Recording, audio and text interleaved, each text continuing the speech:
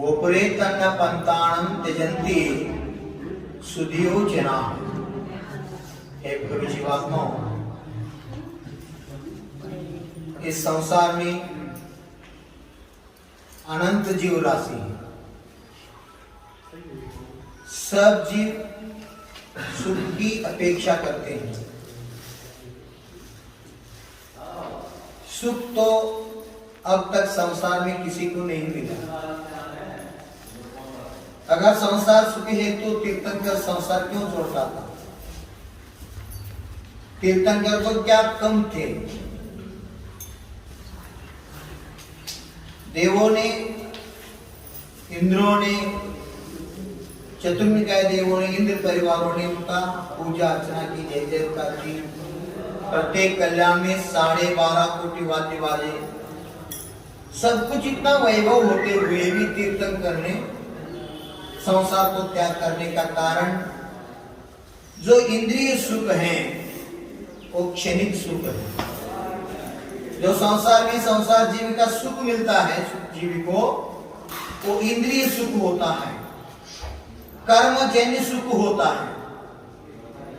जीवन में सुख और दुख दोनों आते हैं, एक कर्म के उदय से आते हैं। सातावेदी कर्म का उदय तो सुख का अनुभव होता है, और असातावेदी कर्म का उदय है तो दुख का अनुभव होता है। संसार में हम दोनों भोगे हैं, सुख से भी ज्यादा दुख को हम भोगे हैं। महावीर हो, आदिनाथ हो, पाशनाथ हो, महावीर राम हो, जो जो अवतार पुरुष, क्षरा का पुरुष, महापुरुष इस धरती में जन्म लिया है, उनके जीवन में भी सुख के साथ दुख को भी होगा। पारसनाथ भगवान के जीवन में आप देखते हैं, एक पौ में नहीं 10-10 पौ तक को कष्ट सहा, उपसर्ग सहन किया। कमट पारसनाथ तीर्थंकर होने के बाद भी उनको कर्म भोगना पड़ता है। हम कौन है? हमको कर्म भोगना क्या नहीं भोग पड़ता? पारसनाथ भगवान से यही सीखना चाहिए। भारत में तो ज्यादा से ज्यादा मूल नायक पारसनाथ भगवान का ही प्रतिमा है। 24 तीर्थंकरों में फेवरेट तीर्थंकर कौन है हमारा? पारसनाथ ही। आचार्य भगवान को संत शिरोमणि कहते हैं ना? आचार्य भगवान को वर्तमान में क्या कहते हैं? संत शिरोमणि। ऐसे तीर्थंकर शिरोमणि कौन है? पारसनाथ। 24 तीर्थंकरों में श्रेष्ठतम स्थान पारसनाथ भगवान को मिलता है। ऐसे वर्तमान में संतों में आचार्य सिंह का नाम क्यों? श्रावण शुक्ल सप्तमी को मुकुट सप्तमी क्यों मोक्ष सप्तमी कहा है? साल में 24 सप्तमी आते हैं, शुक्ल पक्ष और कृष्ण पक्ष पकड़ के। शुक्ल पक्ष में एक सप्तमी आते हैं, कृष्ण पक्ष में एक आते हैं। ऐसे एक एक मास में 2-2 12 मास होते हैं, 24 हो गया। 24 सप्तमी आते हैं।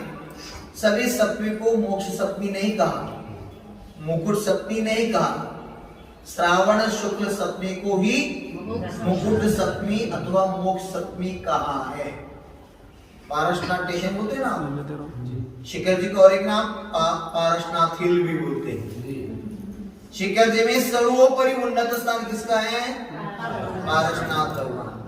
तीर्थ वंदना का पूर्व शिखर जी का वंदना कब फुल पॉइंट होगा? पारसनाथ भगवान। स्वर्भद्र दर्शन हुआ तो तीर्थ वंदना, शिखर जी वंदना पूर्व हो गए। मुकुट सप्तमी, मुकुट मणि, मुकुट किरीट, किरीट का अर्थ तो मुकुट, ये सिर पे धारण करने वाले। जो तीर्थंकरों में श्रेष्ठ तीर्थंकर पारसनाथ को क्यों कहा? बाकी तीर्थंकर श्रेष्ठ नहीं थे, सभी का गुण तो समान है। आदिनाथ भगवान में भी अनंत गुण है, पार्श्वनाथ भगवान में भी अनंत गुण।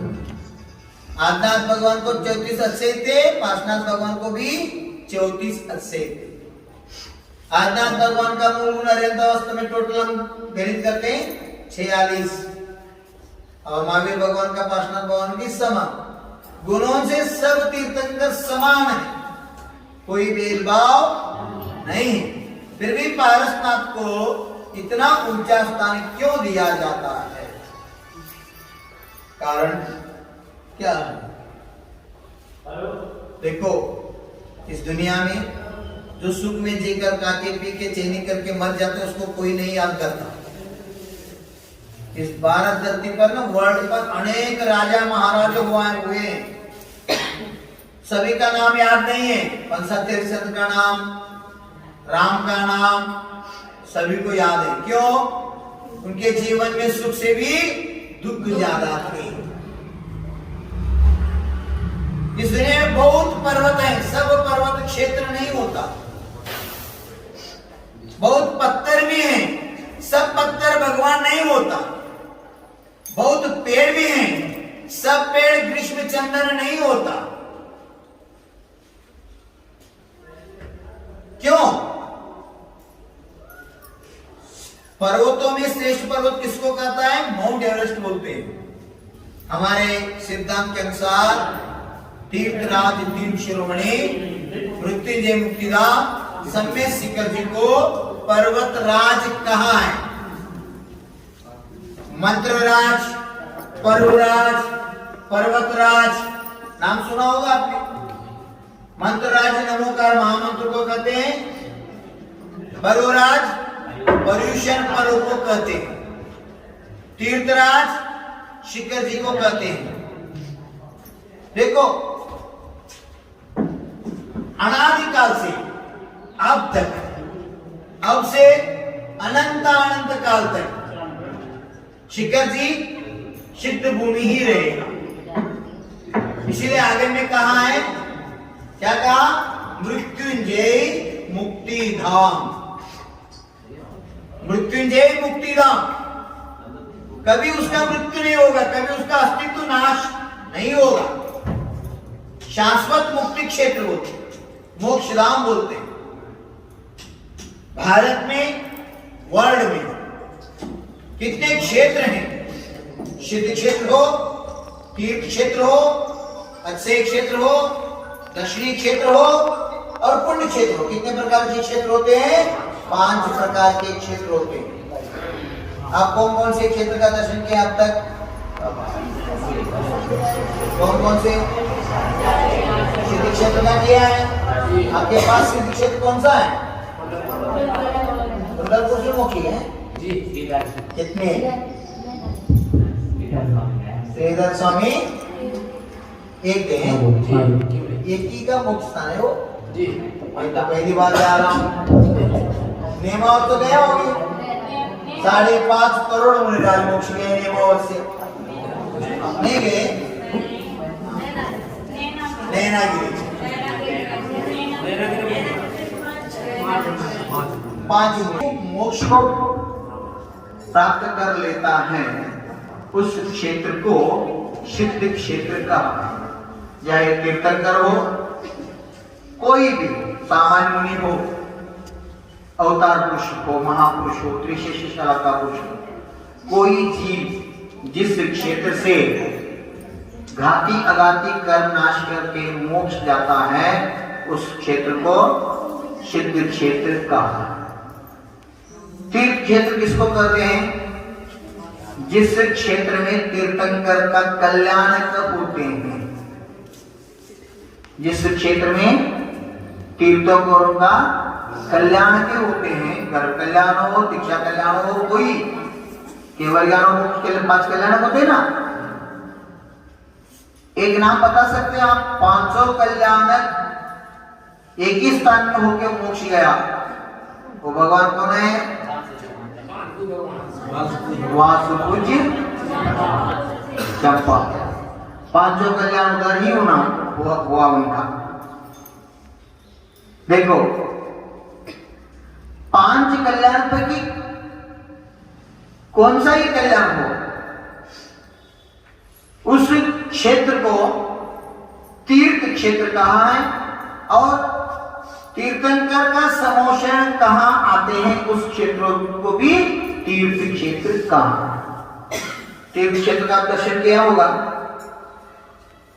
ज्यादा से ज्यादा तीर्थंकर का समोशन आया हुआ क्षेत्र का नाम मालूम है आपको? बिहार नहीं, राजगिरी। राजगिरी बोलते हैं ना। 24 तीर्थंकर पैकी 22 तीर्थंकर का समोशन उधर आया था, राजगिरी। और तीर्थ क्षेत्र भी और सिद्ध क्षेत्र भी हैं। पिपलाचल पर्वत में अंतिम शासन है, अंतिम तीर्थंकर शासन है कि शुक्र महावीर भगवान का भी समोशन आया था।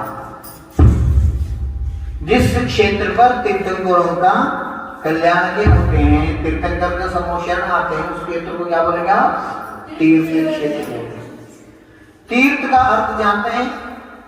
तीर्थ शब्द सा तीर्थ, त प्लस ई प्लस र प्लस थ, तीर्थ। त का अर्थ होता है त व्यंजन, त प्लस ई प्लस र प्लस थ, तीर्थ। त का अर्थ होता है इधर तनुवात वलय। जो त्रिलोक है 3 वात वलय से निर्माण हुआ है ना। लोक तो निर्माण नहीं हुआ है, लोक तो अनादि अनंत है। फिर भी लोक का जो आकृति है पुरुषाकार, वो 3 वलय से युक्त है।